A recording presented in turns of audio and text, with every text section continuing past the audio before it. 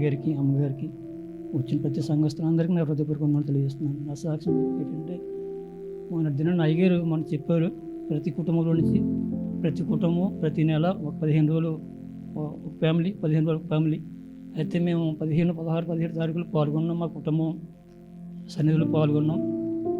నేను ఎంతో కాలంగా నేను ఎదురు చూస్తూ ఉన్నాను. నాకు వస్తున్నాను, పాటలు పాడుతున్నాం, ఏదో వాక్ వింటున్నాం, వాక్ చదువుతున్నాం, ఏదో చేస్తున్నాం, కానీ నాకు తృప్తి లేకుండా ఉండేదన్నమాట. ఏంటంటే ఏదో వస్తున్నాం, ప్రార్థిస్తున్నాం, ప్రార్థన ఏదో నామకారం చేస్తున్నాం, కానీ ఆత్మీయంగా ఇంకా బలపడాలి, ఏదో లోటు ఉందని చెప్పి ఎంతో బాధపడేవాడిని. అంటే ప్రేర్ చేసేవాడిని, కానీ నాకు తృప్తి ఉండేది కాదు. వస్తున్నాం, వెళ్తున్నాం, కానీ మనం ఏం చేస్తున్నాం, మన దేవుడికి ఏం చేస్తున్నాం మనకు అని ప్రతిరోజు ప్రార్థన చేసేవాడిని, కానీ ప్రార్థనలో మామూలు ప్రార్థన చేసేవాళ్ళం. మొన్న కూడా 15 రోజులకు 15 తారీఖున వచ్చిన మొదటి రోజున కూడా నేను గల్బీజుగా ఉంది. నేను ఆ రోజు ప్రేయర్లో పాల్గొన్నాను, కానీ నాకు ఆ 2 అవర్స్ పాల్గొన్నాం ఒక్కొక్కరు ప్రార్థనలో. ఆ 2 అవర్స్ కూడా నేను ఏకీపించలో పడి ఫస్ట్ రోజు. అయితే ఆ రోజు ఏమీ లేదు. మళ్ళీ 16 తారీఖుని నాకు ఒక అభయం ఇచ్చినట్టుగా దేవుడు నాకు కనిపించాడు. అంతే ఆ రోజు మామూలుగా అభయం ఇచ్చినట్టుగా. ఆ రోజు కూడా కొంచెం అంత లేదు. అయితే 17 తారీఖుని ఇంకా నాకు ఏం చేయాలో నాకు ఏం చేయమని తెలియదు, కానీ ఆ రోజు అంతా నేను కేవలం స్తుతి ఆరాధన స్తుతించడానికి ఉన్నాను. మొత్తం 2 అవర్స్ కూడా దేవుళ్ళు పెనుగులాడి దేవుళ్ళు నాకు ఇంకా నా కోసమే ఉంటాను. నేను చేసే తప్పుల కోసం అన్నీ ఒప్పుకున్నాను. ఇంకా ఎప్పుడు కూడా మొరపెట్టి పాదాల చెంత పెట్టలేదు. ఏదో ప్రార్థించేవాళ్ళు చేసేవాళ్ళం, కానీ ఆయన చెంత మొత్తం నా జన్మ మొత్తం పుట్టిన కాడి నుంచి నేను చేసిన పాపాలు, దోషాలు ఇవన్నీ అయ్యారు. ఆ రోజు మొత్తం మాకు చెప్పారు ఉంటావు అంటే వాకింగ్ చెప్పారు. 15 తారీఖున ఏం చెప్పారంటే, మనకి ఉండవలసిన మారు మనసు, అలాగే పాపక్షమాపణ, అలాగే తండ్రి రక్షణ, సాక్ష్యం, అలాగే తండ్రి బాప్తిస్మం, ఇవన్నీ కూడా 7 చెప్పారు. అంటే క్రైస్తవులు ఉండవలసిన లక్షణాలు అంటే అదే సూత్రాలు చెప్పారు. రోజు చెప్పారు 15 తారీఖుని. 16 తారీఖునేమో పాపాలు, శాపాల గురించి చెప్పారు. దోషాలు ఇవన్నీ కూడా మీ పూర్వీకుల నుంచి మీ శాపాలు, దోషాలు ఏ విధంగా ఉంటాయి, మా పాపాలు ఎన్ని ఉన్నాయి, శాపాలు ఎన్ని ఉన్నాయి, మొత్తం అన్నీ చెప్పారు.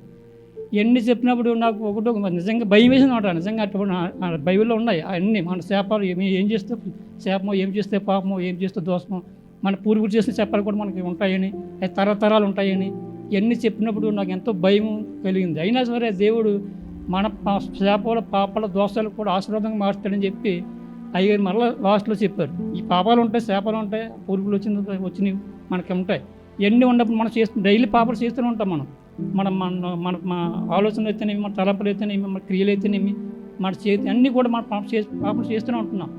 అయితే ఈ పాపాలన్నీ ఒప్పుకొని పశ్చాత్తాపడి దేవుని చెంత పెడితే దేవుడు క్షమిస్తాడని, పాపాలు, శాపాలు కూడా ఆశీర్వాదకరంగా చేస్తాడని చెప్పి నేను ఆ రోజు అవునయ్యా వేసయ్యా, నేను చాలా పాపం చేశాను, చాలా ఒకప్పుడైతే నేను మీకు తెలియకుండా చాలా చేశాను.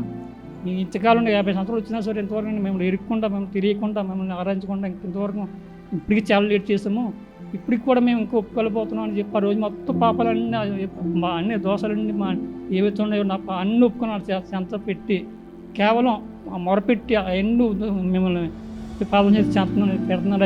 అయ్యా నన్ను క్షమించండి, నాకు కన్నీరు చూడండి, నన్ను హత్తుకోండి, మీ శక్తి, నూతన శక్తి ఇవ్వండి, నూతన బలం ఇవ్వండి, నూతన మొత్తం కృప ఇవ్వండి అని చెప్పి ఆ రోజు మొత్తం మొరపెడితే ఒక అరగంట పెళ్ళినప్పటికీ ఆటోమేటిక్గా నాకు ఏమైందంటే ఫస్ట్ గంట నాకు ఒక ఏదో వాటర్ ఫ్లో ఉన్నట్టు ఆ పైనుంచి ఆ దేవుడు అలాగే ఆశీర్వదించినట్టు అది పొంగి మొత్తం ఈ వాటర్ ఫ్లో ఉంటుంది. నిజంగా నాకు కనబడుతున్నాను, ఇప్పుడు ఇంకా కనబడుతుంది ఆ అనుభూతి.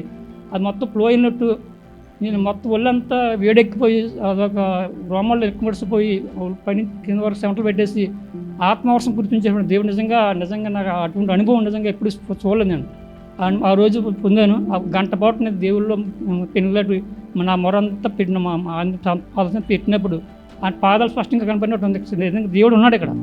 నన్ను ఆ రోజు మొత్తం కడిగేసేవాడు, మొత్తం ఫ్రీ అయిపోయిన ఉంటా ఆ రోజు అంతా. ఎంతో బరువుగా ఉన్నప్పుడు ఎంతో వెలుతుగా అలజడంతా పోయింది. మొత్తం చెమటలు పెట్టేసి మొత్తం అదొక ఫ్రీనెస్ అయిపోయి ఆ వెలుగు ప్రకాశం, ఈ వెలుగు ఉంది ఇక్కడ. నిజంగా ఇక్కడ వాటిలో ఉన్నట్టుగా నాకు ఆయన ఆత్మ కుమరిస్తున్నట్టు మళ్ళీ మొత్తం పరిశుద్ధాత్మ శక్తి ఆ రోజు పొందుకున్నాను. ఆ రోజు నేను ఫ్రీ అయిపోయి నిజంగా నా జన్మ తండ్రి ధన్యం అయిపోయింది అనుకున్నాను. ఎందుకంటే ఎంతో కాలం ప్రార్థన చేస్తున్నాం, కానీ అటువంటి అనుభూతి, అటువంటి మానసిక ఆనందాన్ని పొందలేదు.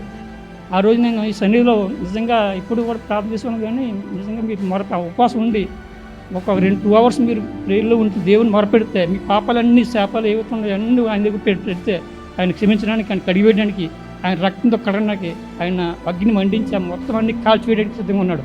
దేవుడు ఉన్నాడు. నిజంగా నేను పొందిన అనుభూతి ఇప్పుడు కూడా నాకు ఆత్మ వస్తున్నారు. నిజంగా అనుభూతి పొందుతున్న అటువంటి అనుభవం మర్చిపోలేమంట. అటువంటి అనుభూతి నేను పొందాను. మీరు అందరూ కూడా ప్రతి ఫ్యామిలీ కూడా ఫాస్టింగ్ ఉండి మీరు దేవుని మొరపెట్టండి. ఒకవేళ నిజంగా పాపాలు నిజంగా అన్ని ఒప్పుకోండి. ఉప్పికిన పాదం పెడితే ఆయన మీ కన్నీటి తుడిచే దేవుడు మన మొత్తం అగ్నితో కాల్చివేసి ఆయన ఆత్మతో కురిపిస్తాడు. అంత నిజంగా దేవుడి సన్నిధిలో దేవుడు ఉన్నాడు.